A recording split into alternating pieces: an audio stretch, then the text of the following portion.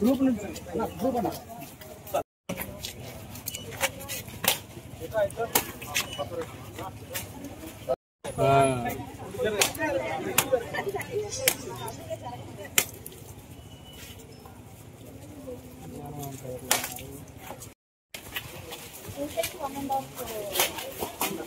Hey.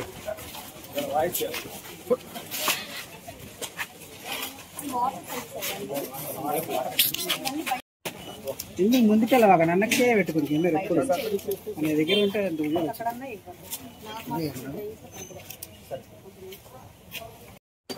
ఈరోజు నల్ల చెరువు 18, 19, 21వ లైన్స్ లో అభివృద్ధి కార్యక్రమాలు చేపట్టడం జరిగింది.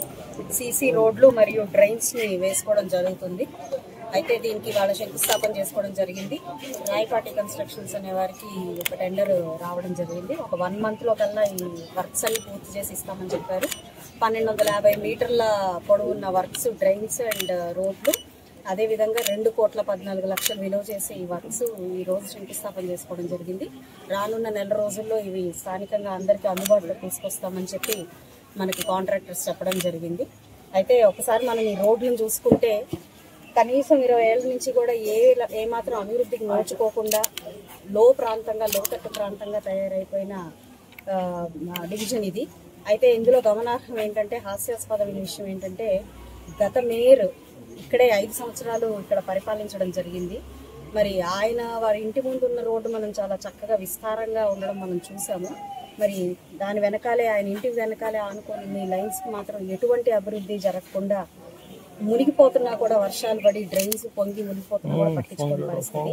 ఇలాంటి పరిస్థితిని చూసి ప్రజలు వాళ్ళని ఓడించారు. ఇప్పుడు వాళ్ళని మేయర్గా కూడా దింపారు. అయితే ఆయన మాత్రం మాకు అన్యాయం జరిగింది, లేదంటే అవమానాలు భరించలేక రాజీనామా చేశా అని చెప్పుకుంటున్నారు. ఇదే ఒక నిదర్శనం. ఆయన చుట్టుపక్కల ఉన్న ప్రాంతమే ఆయన అభివృద్ధి చేసుకోక, చెయ్యనందుకు ప్రజలు వాళ్ళని ఓడించినందుకు మొహం చెల్లక రాక ఈరోజు అది కూటమి ప్రభుత్వం మీద వేయడం జరిగింది. ఏదేమైనప్పటికీ గతం గదహా మనం గత ప్రభుత్వాన్ని అనుకోవడానికి ఏం లేదు. వాళ్ళు చేసిన వాటికి వాళ్ళకి వచ్చిన రిజల్ట్ మనం చూస్తూనే ఉన్నాం. అయితే గుంటూరు ప్రాంతం మొత్తం కూడా, పశ్చిమ నియోజకవర్గం ముఖ్యంగా పూర్తి అభివృద్ధికి ముందు అడుగులు వేస్తా, అన్ని విధాల అభివృద్ధి పదంలోకి ముందుకు వెళ్తా ఉంది. మరి నిన్న రాత్రి కూడా మేము బ్రాడీపేటను సందర్శించడం జరిగింది. రానున్న రోజుల్లో చాలా ఫాస్ట్గా నైట్ ఫుడ్ కోర్ట్ని ఏర్పాటు చేయాలి అని చెప్పి అక్కడ పర్యవేక్షించడం జరిగింది.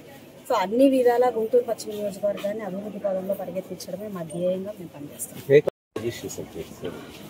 ఇప్పటికే ఎంక్రోచ్మెంట్స్ మీద దృష్టి పెట్టాము.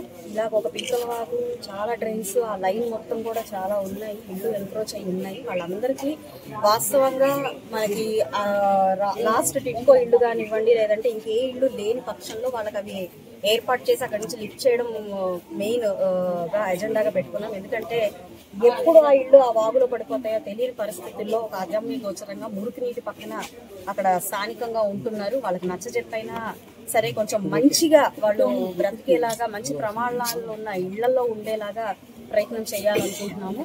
బీఫామ్లు ఇచ్చి వాళ్ళని అక్కడే ఉంచేసి ఎప్పుడు అటు పడతారా ఎప్పుడు ఇటు ఉంటారో తెలియని పరిస్థితుల్లో వాళ్ళని ఉంచే కంటే కూడా మంచి సౌకర్యాలతో ఉన్న ఒక ఇంటిని వాళ్ళకి ఇస్తే బాగుంటుందన్న ఆలోచనలో ఉన్నాము. ఏదేమైనప్పటికీ వాళ్ళకి కరెంటు కానివ్వండి, వాటర్ కానివ్వండి ఇబ్బంది లేకుండా ఆ ఏర్పాట్లు మాత్రం చేయాలన్నారు.